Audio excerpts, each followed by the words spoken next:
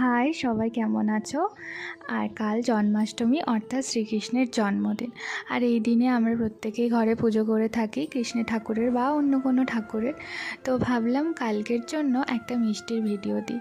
তাই এটা একটা খুব সুন্দর সহজ লাড্ডু রেসিপি দেখাচ্ছি, যেটা শুধুমাত্র সুজি দিয়ে তৈরি। তো প্রথমে কড়াইয়ে ঘি দিয়ে বেশ কিছু কাজু আমি খুব লাল মতো করে ভেজে নিয়েছি। তারপর সুজি নিয়েছি 1 কাপ মতো, আর সেটা একটু লাল করে ভেজে নিতে হবে, খুব বেশি লাল করলে কালারটা একটু লালচে হবে। তারপরে সেখানে 1 কাপ মতো চিনি দিয়ে চিনিটা একসাথে ঘুরিয়ে নিয়েছি।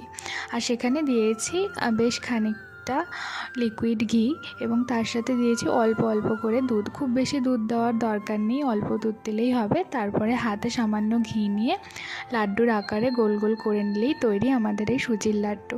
তো আশা করি তোমাদের ভিডিওটা ভালো লাগবে। তোমরাও ওই লাড্ডুর রেসিপিটা কালকের জন্য ট্রাই করে দেখতে পারো। আশা করছি সবার ভীষণ ভালো লাগবে।